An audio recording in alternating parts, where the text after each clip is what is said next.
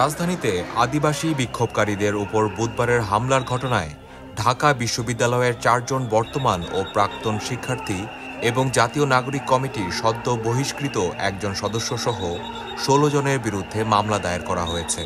মতিঝিল থানার ভারপ্রাপ্ত কর্মকর্তা মেজবাউদ্দিন দ্য ডেইলি স্টারকে জানান, পাহাড়ি ছাত্র পরিষদের ঢাকা মহানগর ইউনিটের সভাপতি জগদীশ চাকমা গত বৃহস্পতিবার মতিঝিল থানায় মামলাটি দায়ের করেন।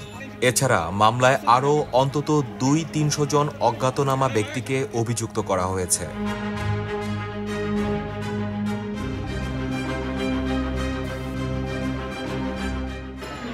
পাঠ্যপুস্তকে আদিবাসী শব্দ সংবলিত গ্রাফিতি রাখা ও না রাখা নিয়ে গত বুধবার রাজধানীর মতিঝিলে জাতীয় শিক্ষাক্রম ও পাঠ্যপুস্তক বোর্ড ভবনের সামনে সংক্ষুব্ধ আদিবাসী ছাত্র জনতার মিছিলে হামলার ঘটনা ঘটে।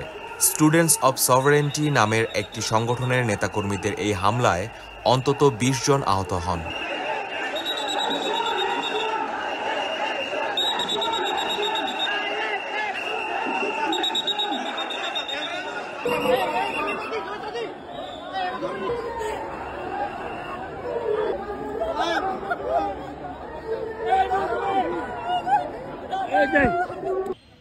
এর মধ্যেই এই হামলার ঘটনায় ২ জনকে বৃহস্পতিবার গ্রেপ্তার করে কারাগারে পাঠানো হয়েছে। অন্যদিকে জাতীয় নাগরিক কমিটির সদস্য সাকিবকে হামলার সঙ্গে জড়িত থাকার অভিযোগে বহিষ্কার করা হয়েছে।